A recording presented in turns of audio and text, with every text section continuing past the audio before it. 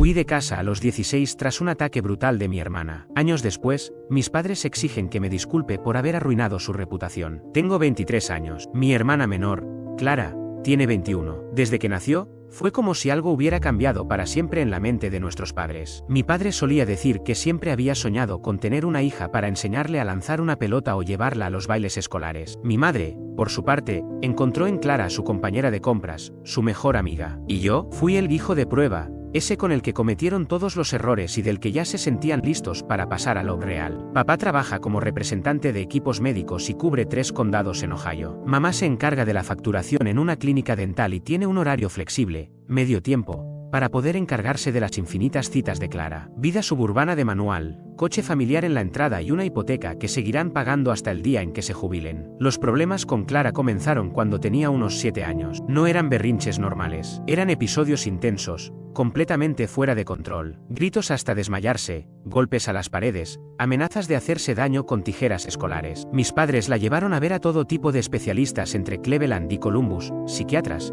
terapeutas, incluso un supuesto quiropráctico que aseguraba poder curar problemas mentales alineando la columna. Los diagnósticos cambiaban cada 6 meses. Primero fue TDA, luego trastorno bipolar, después oposicionismo desafiante, más tarde ansiedad con depresión. Cada nuevo nombre traía consigo una serie de medicamentos, enfoques terapéuticos y excusas distintas para justificar por qué Clara no podía controlarse. Pero la dinámica familiar nunca cambió. Clara estaba enferma, así que había que protegerla. Clara tenía un mal día, entonces todos debíamos ajustarnos a su estado emocional. Según mis padres, los niños debían ser criados con dureza para el mundo real, y las niñas merecían cuidado delicado. Mientras papá decía a sus colegas que me estaba preparando para ser fuerte e independiente, Clara era tratada como si fuera de cristal. Si rompía mis cosas, yo debía ser el comprensivo. Si me golpeaba o me lanzaba objetos, era mi deber entender su condición. Si preguntaba por qué ella podía hacer lo que quisiera sin consecuencias, era un insensible. A los 14 años, ya era prácticamente su asistente emocional sin paga. Me tocaba mantenerla calmada, cederle todo y ser su válvula de escape emocional. Mis padres incluso lo dijeron textualmente: a veces Clara necesita descargar su ira con alguien,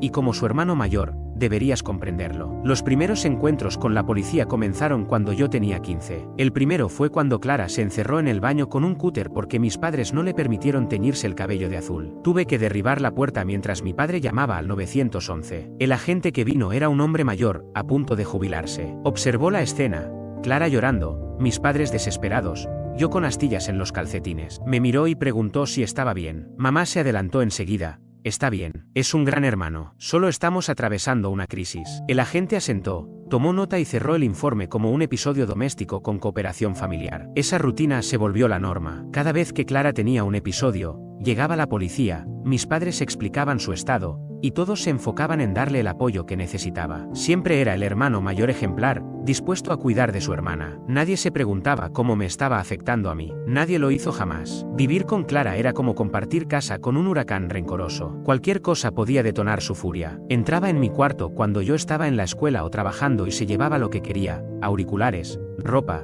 dinero. Si la confrontaba, o lo negaba o lloraba diciendo que me odiaba y que solo quería sentirse cercana a mí. Mis padres siempre respondían igual: déjaselo, no la alteres. Está pasando por una etapa difícil. Sé maduro. Empecé a guardar mis cosas importantes en una taquilla del colegio. A veces, comía solo en el laboratorio de informática porque el dinero del almuerzo se me iba en reemplazar lo que ella rompía o robaba. Ocultaba dinero en sitios insólitos, dentro de libros viejos, pegado bajo los cajones. La violencia fue creciendo. De los empujones y bofetadas pasamos a arañazos, mordiscos que dejaban marcas y objetos lanzados directo a mi cabeza. Una vez, me persiguió por la cocina con un destornillador porque no quise darle la contraseña de mi portátil. Mis padres siempre llegaban después. Me encontraban herido y preguntaban qué había hecho para provocarla. Luego iban a consolarla mientras yo me curaba solo. En el colegio comenzaron a notar las señales. Mi profesora de inglés me detuvo una vez y preguntó por los arañazos en mis brazos. Inventé una historia sobre ayudar a mi padre a cortar maleza en el jardín. No me creyó. Me dijo que podía hablar con ella si algo iba mal en casa, que había gente que podía ayudar. Estuve a punto de contarle todo,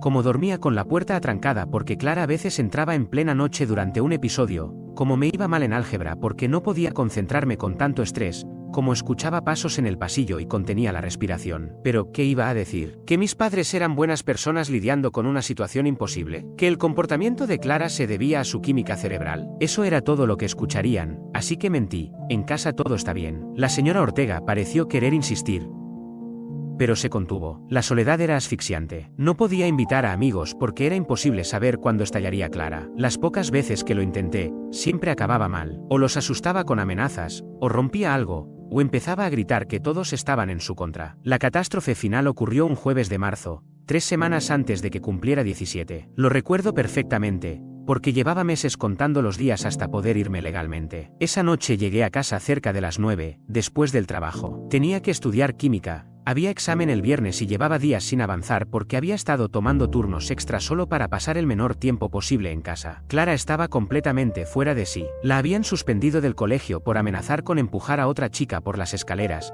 y su mayor preocupación era perderse una fiesta que se celebraría ese fin de semana. Mis padres, como era lógico, la castigaron. Y eso significaba que ahora necesitaba desquitarse con alguien. Ese alguien solía ser yo. Yo estaba en la cocina, sentado frente a mis libros de química, tratando de memorizar fórmulas moleculares con la calculadora en mano. Entonces Clara bajó las escaleras como un torbellino, abriendo cajones y alacenas con desesperación, como si estuviera buscando algo que necesitaba con urgencia. ¿Dónde está mi dinero?, me lanzó de repente, dándose la vuelta para encararme con furia. Levanté la vista, confundido. ¿Qué dinero? No empieces con eso. Tenía $60 en mi cuarto y desaparecieron. Solo tú entras ahí. Eso era absurdo. Siempre evitaba su cuarto como si estuviera contaminado. Nunca entraba a ese lugar. No he estado en tu habitación. No sé nada de ese dinero. Mentiroso, gritó. Sus ojos estaban desorbitados. Siempre te robas mis cosas. Y porque ahora tienes un trabajo de mierda crees que puedes hacer lo que quieras. Aquello me dolió más de lo que esperaba. Llevaba meses trabajando 40 horas semanales, aceptando turnos extra,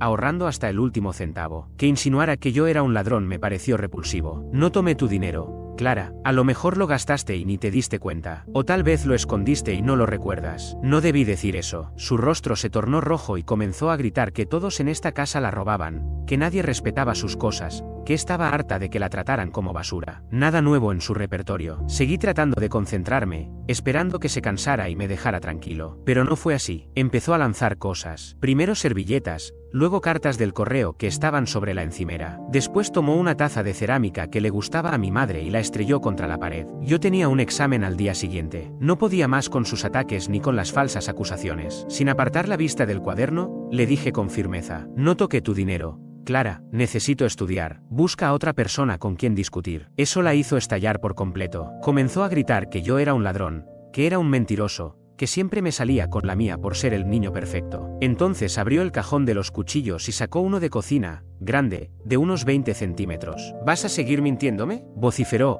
blandiendo el cuchillo. Debí huir, pero no lo hice. Me quedé paralizado, sin creer que fuera a llegar tan lejos. Avanzó de golpe y me apuñaló en el hombro izquierdo, justo encima de la clavícula. El dolor fue inmediato, como si una descarga eléctrica recorriera todo mi cuerpo. Caí de lado, con la silla volcando detrás de mí. De pronto, soltó el cuchillo y empezó a llorar. No porque estuviera arrepentida de haberme herido, sino porque se asustó al darse cuenta de lo que acababa de hacer. En ese instante, llegaron mis padres. Primero papá, luego mamá. Y lo primero que dijo mi madre fue: ¿qué hiciste para alterarla así? Yo estaba en el suelo, sangrando, y lo único que se les ocurrió fue preguntarme qué había hecho yo. Mamá, histérica, me gritaba: mira lo que la hiciste hacer, está teniendo una crisis por tu culpa. Papá me presionó la herida con unas toallas de cocina, pero no me quitaba los ojos de encima a mí, sino a Clara, como asegurándose de que estuviera bien. Hay que llamar al doctor Martínez, dijo mamá. Era el terapeuta de Clara. ¿Y el hospital?, pregunté, mirando cómo la sangre empapaba la toalla. No exageres,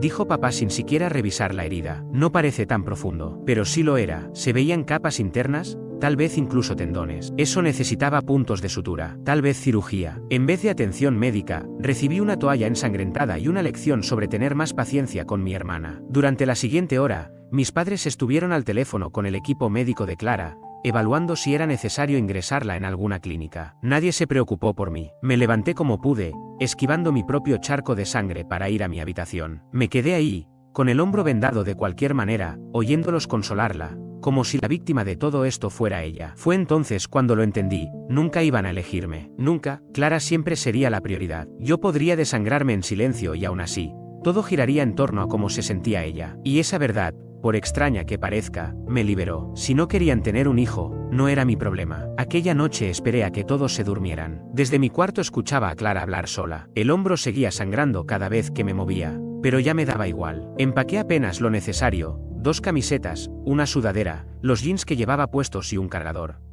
Todo entró en mi mochila del colegio. Tomé los $43 que había ahorrado cortando césped y paleando nieve, dinero que planeaba usar para unos auriculares. Abrí la puerta trasera con el mayor sigilo posible y salí. No me llevé el móvil. Podían rastrearlo. Tampoco dejé nota. ¿Qué habría podido escribir? Caminé sin mirar atrás. La primera noche fue terrible. Terminé en una estación de servicio que abría las 24 horas, a unos 3 kilómetros de casa, escondido en el baño. El encargado no me molestó, mientras no causara problemas ni intentara robar. Usé papel toalla para vendarme el hombro otra vez, pero seguía sangrando. Al amanecer me di cuenta de que no tenía plan, más allá de huir. Con $43 no se llega muy lejos si necesitas comer y mantenerte abrigado. Desayuné unas galletas saladas y traté de averiguar qué hacían las personas sin hogar durante el día. Resultó que caminaban mucho. No se puede estar quieto por mucho tiempo. Los encargados de tiendas, los guardias, los policías, todos se fijan si alguien se queda demasiado en un solo sitio sin consumir nada. Aprendí a fingir que iba de un lado a otro, como si tuviera un destino. Descubrí una biblioteca pública que cerraba tarde. Allí podía quedarme horas si fingía estar leyendo. En el baño había agua y jabón, y fue la primera vez que pude limpiar bien la herida. Estaba peor de lo que pensaba, profunda, irregular, probablemente infectada. Pero ahora era mi problema. Sobreviví la primera semana como pude. En las estaciones de servicio tiran comida que todavía sirve. Algunos trabajadores de la construcción dejaban almuerzos a medio comer en sus camionetas. Había que comer rápido y no ser quisquilloso. Para ducharme, observé lo que hacían otros chicos en mi situación. Había un centro comunitario en el centro que permitía usar sus instalaciones si ayudabas una hora con tareas simples, mover sillas, barrer. Un precio justo por recuperar un poco de dignidad. Dormir fue lo más complicado. Al principio, intenté dormir al aire libre, detrás de contenedores, bajo puentes, en lavanderías abiertas toda la noche. Pero era peligroso, especialmente para un chico de 16 años, delgado y sin ninguna experiencia en la calle. Algunos adultos mayores se acercaban solo para intimidar o fastidiar, porque podían. Tuve suerte cuando conocí a Tomás, un hombre que trabajaba en el turno nocturno de un depósito de chatarra a las afueras de la ciudad. Me permitió quedarme en un viejo remolque de viaje que tenía en la propiedad a cambio de ayudarle a clasificar metales durante sus descansos. No era gran cosa, sin calefacción, sin agua corriente, con goteras en el techo, pero era un espacio propio. Nadie podía echarme por simplemente existir. Tomás tendría unos 50 años, con el rostro curtido y las manos ásperas por décadas de trabajo físico. Nunca me preguntó por qué estaba en la calle, igual que la mayoría de las personas sin hogar. Todos cargan con historias, y rara vez son buenas. Él me enseñó lo básico para sobrevivir, qué iglesias repartían comida, cuáles refugios eran seguros y cuáles estaban llenos de gente violenta o adictos, qué policías te buscaban problemas sin razón y cuáles te dejaban tranquilo si no causabas líos. Lo más extraño fue lo rápido que me adapté a esa vida. Después de tantos años caminando sobre cristales en mi propia casa, vivir en la calle se sentía casi tranquilo. Nadie me gritaba por respirar demasiado fuerte. Podía existir sin pedir disculpas constantemente. El invierno fue difícil. El remolque no tenía aislamiento y el calefactor portátil que usaba consumía casi todo el dinero que lograba juntar. Aprendí a vestirme con varias capas, a dormir en un saco de dormir que me regaló Tomás, y a pasar el día en lugares con calefacción. Mi cumpleaños número 17 pasó desapercibido. Estaba trabajando en un empleo temporal, cargando camiones en un almacén. El supervisor pagaba en efectivo al final de cada jornada, sin preguntas, sin papeleos, sin revisar antecedentes. Usé esa paga para comprarme unas buenas botas de trabajo y un sándwich en el local de al lado. No era la vida que había imaginado, pero por primera vez en años no me daba miedo dormir por la noche. La calle te enseña cosas rápido, cosas útiles que en la escuela jamás te explican, como identificar empleos que pagan en efectivo y no piden identificación, como hacer que $20 te alcancen 3 días, como distinguir entre alguien que podría ayudarte de verdad y otro que solo te ve como una víctima fácil. Ese trabajo eventual se convirtió en mi principal fuente de ingresos. Cada mañana a las 6, unos 30 hombres nos reuníamos en un estacionamiento detrás de una tienda de materiales. Contratistas llegaban en sus camionetas y elegían a quienes parecían más fuertes o confiables para los trabajos del día: mudanzas, cavar zanjas, limpiar obras, demoliciones. Labores duras por unos $50 si tenías suerte y el contratista no era tacaño. El trabajo era agotador, pero honesto. Nadie te preguntaba de dónde venías. Yo era joven, resistente, y podía trabajar más que muchos hombres mayores, así que me seleccionaban con frecuencia. El truco era presentarse limpio, sobrio y dispuesto a trabajar. Muchos de los que estaban allí luchaban con adicciones, problemas mentales o cuestiones legales. Yo solo necesitaba estabilidad. Después de algunas semanas, un contratista llamado Miguel empezó a pedirme directamente. Hacía remodelaciones pequeñas por toda la ciudad, cocinas, baños, trabajos eléctricos básicos. Nada sofisticado, pero sí constante. Además, Miguel no era como los demás. Se preocupaba por enseñarte. Me explicaba lo que hacía mientras trabajábamos, me mostraba cómo leer planos eléctricos, qué herramientas usar según cada tarea. Eres listo, me dijo un día mientras instalábamos un ventilador de techo en la cocina de una señora. Demasiado listo para quedarte toda la vida en ese remolque. Nunca le hablé del remolque, pero Miguel era observador. Sabía que no tenía hogar por cómo devoraba mi almuerzo, como si fuera la última comida del día, por cómo aceptaba todo el trabajo extra que surgiera, por usar siempre las mismas 3 camisetas. ¿Alguna vez pensaste en sacar el equivalente al bachillerato?, preguntó. No lo había pensado. La escuela me parecía parte de una vida anterior,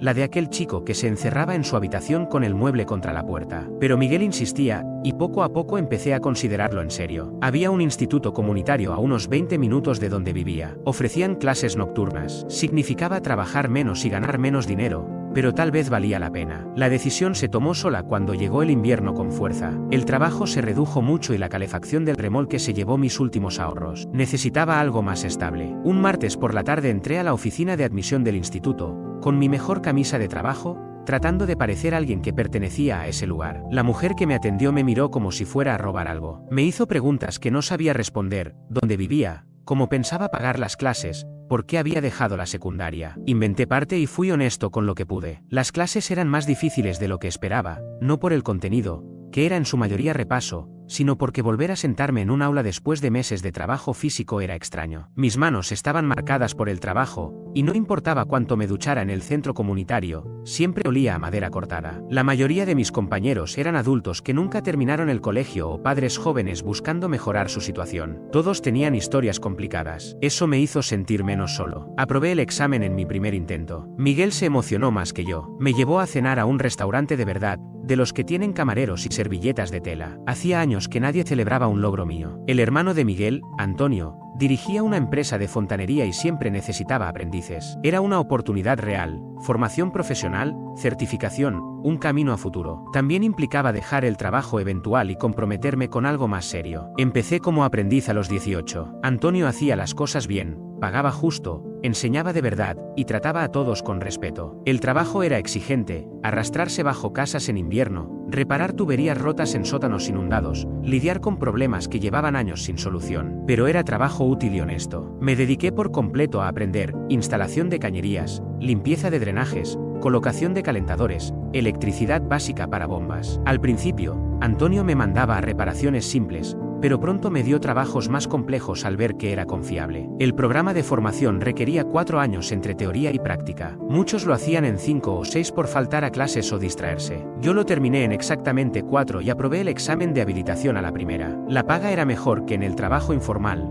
pero lo más importante era que era estable. Por fin podía planear el futuro. A los 2 años del programa, alquilé un pequeño departamento en otro barrio. Tenía agua corriente, calefacción y una puerta que cerraba por dentro. Después de meses en aquel remolque, eso era un lujo. Poco a poco amueblé el lugar con cosas de segunda mano: una cama, un sofá, una mesa, un televisor, cosas simples que otros consideraban normales. Cada objeto era una victoria contra el pasado. El trabajo se convirtió en mi identidad y en mi mayor orgullo. Siempre fui de los que llegaban antes de tiempo y se quedaban después de hora. Aceptaba las tareas que nadie más quería, las llamadas de emergencia, los turnos de fin de semana, los trabajos más sucios, aquellos que realmente hacían que los clientes se sintieran agradecidos. Tony lo notó. Cuando obtuve mi licencia a los 22, comenzó a asignarme los servicios más complejos. Al poco tiempo, me entregó una camioneta rotulada con mi nombre: Bert David, plomero autorizado. En la puerta nunca dejó de causarme una mezcla de orgullo e incredulidad. Con el tiempo, empecé a recibir solicitudes directas de clientes. Había comenzado a correr la voz.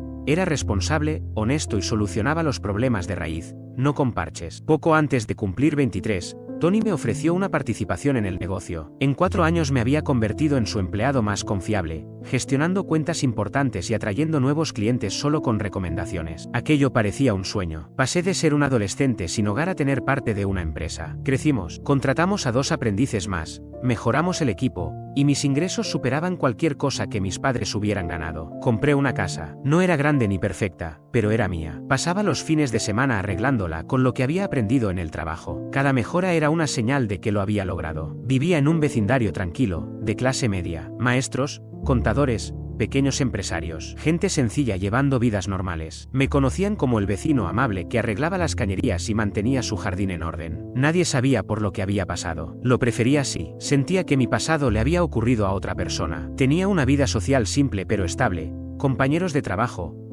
conocidos del gimnasio, vecinos a quienes había ayudado. No era nada profundo, pero era suficiente para sentirme conectado, para sentirme humano. Salía con mujeres de vez en cuando, sin compromisos. Confiar no era fácil. Después de lo que viví, no estaba preparado para hablar de mi historia o de mi familia. Muchas buscaban relaciones serias, querían conocer tus raíces, tu infancia. Yo no quería entrar en ese terreno. La mayoría de las noches me sentaba en el porche trasero y simplemente disfrutaba del silencio. Después de años de caos, la tranquilidad era mi mayor lujo. Durante esos años apenas pensaba en mi familia. Cuando lo hacía, era como recordar una película desagradable. Sabía que existió, pero ya no se sentía real. Esa distancia funcionaba, hasta que decidieron encontrarme. Tenía una cuenta vieja de Facebook que había olvidado por completo. Una tarde de sábado, mientras limpiaba correos viejos, la recordé y entré. Fue entonces cuando los vi. Mi madre había estado publicando durante años mensajes manipuladores, llenos de drama. Frases como una madre nunca se rinde, el amor sana todas las heridas, la familia es lo más importante. Los comentarios eran lo que uno esperaría,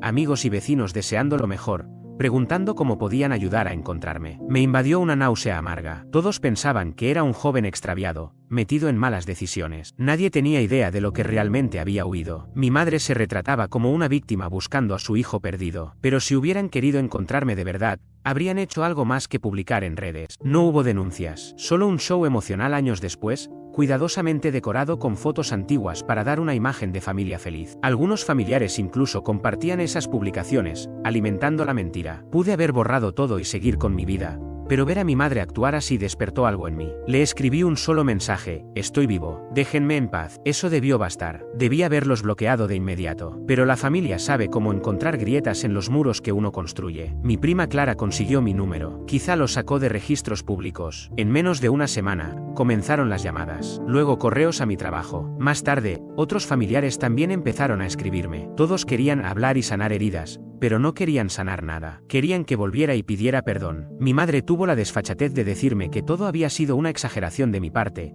que los conflictos entre hermanos son normales. Me acusó de haberlos dejado solos con los problemas de Clara y de causarles dolor. Cuando le recordé el episodio del cuchillo, lo desestimó sin más. Eso fue un accidente, dijo. Como si Clara hubiese tropezado con un cuchillo en la mano y mi hombro se hubiera interpuesto en su camino. Cuando dejé de contestar, empezaron a acosarme. Llamaban a Tony, haciéndose pasar por clientes. Fueron a mi oficina. Incluso hablaron con mis vecinos para preguntar por mí. A través del sitio web de la empresa obtuvieron mi correo y comenzaron a enviar mensajes diarios. No solo mis padres, tías, tíos, primos lejanos, amigos de la familia que no recordaba, todos con el mismo discurso: yo era el ingrato. Mi tía Linda escribió: tus padres lo dieron todo por ti y por Clara. Lo mínimo que puedes hacer es tener respeto y gratitud. ¿Gratitud? Me sacrificaron por ella, pero eso, al parecer, no contaba. La gota que colmó el vaso fue cuando mi madre vino a mi casa. Estaba arreglando una fuga en la cocina cuando sonó el timbre. Miré por la ventana. Ahí estaba, de pie en el porche. Mi padre la esperaba en el coche. No abrí, tocó de nuevo. Luego empezó a golpear la puerta con fuerza. Pasaron 20 minutos de insistencia. Los vecinos ya miraban por las ventanas. Para evitar más espectáculo,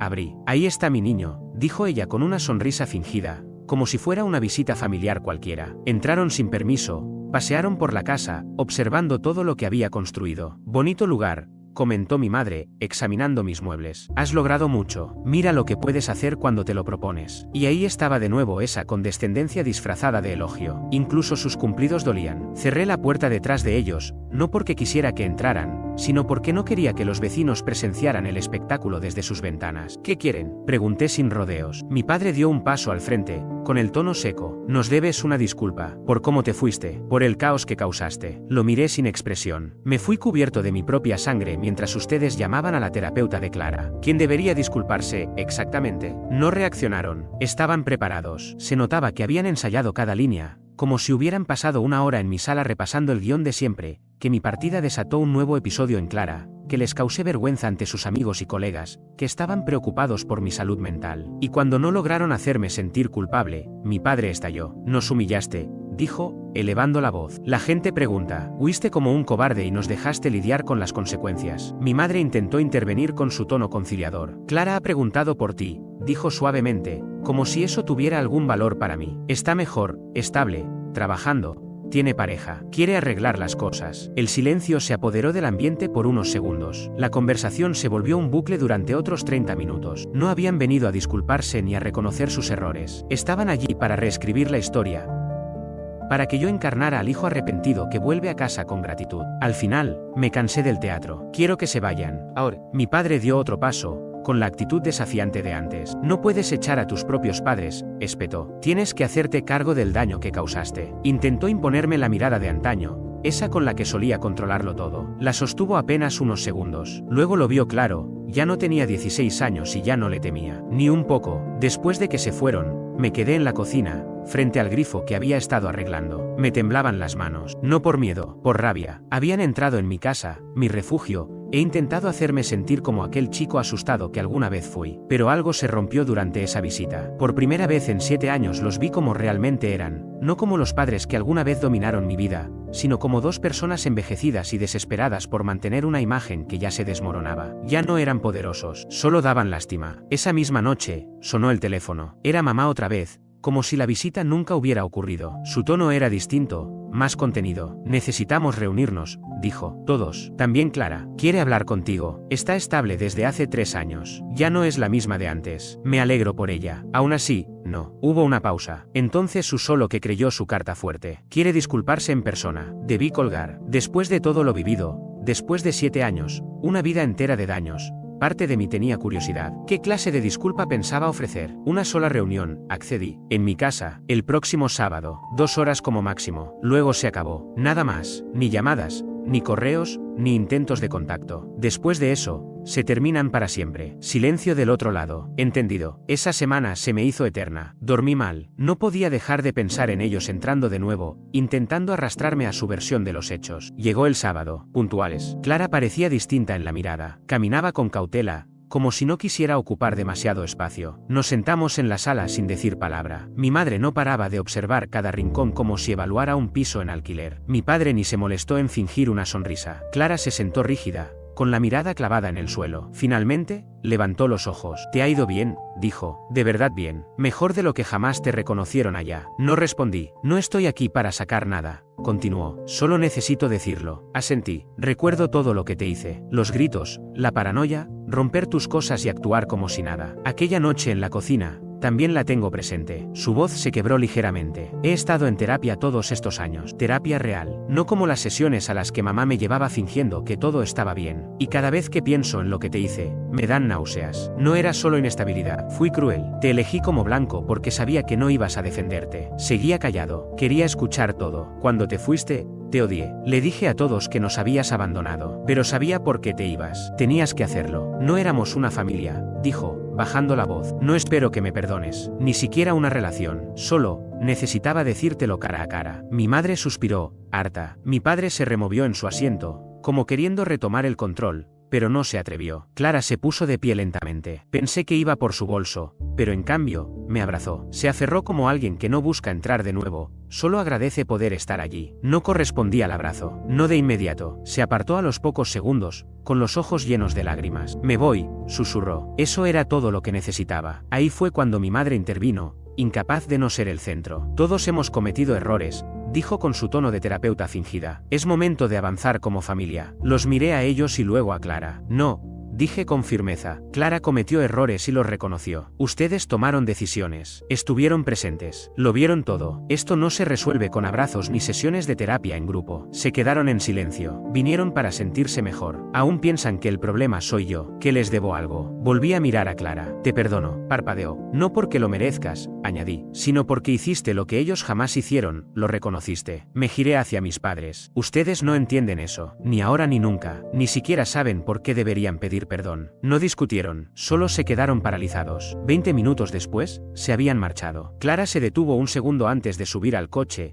como si buscara decir algo más, pero no lo hizo. Solo asintió y se fue. Me quedé en la sala unos minutos, respirando el silencio que habían dejado atrás. Luego fui a la cocina, no para seguir con el grifo, sino para servirme un café. Me apoyé en la encimera y observé mi reflejo en la ventana, la cara de un hombre que por fin había soltado algo que no sabía que todavía cargaba. No sentí alivio, no sentí tristeza, lo que sentí fue claridad. Durante años creí que mi distancia con ellos era una forma de defensa. Hoy entendí que era una forma de preservarme. No necesitaba reconciliación ni explicaciones que llegaban demasiado tarde. No necesitaba reconstruir algo que nunca existió de verdad. Esa tarde abrí una caja que tenía guardada en el armario del pasillo. Fotos viejas, cartas sin responder, papeles que había evitado revisar por años. Quemé la mitad. El resto lo guardé en una carpeta, no por apego, sino como quien conserva un archivo cerrado. Después salí al balcón con el café ya frío y me senté a ver cómo el sol bajaba detrás de los edificios. El teléfono no volvió a sonar, y por primera vez en mucho tiempo, eso me pareció exactamente como debía ser.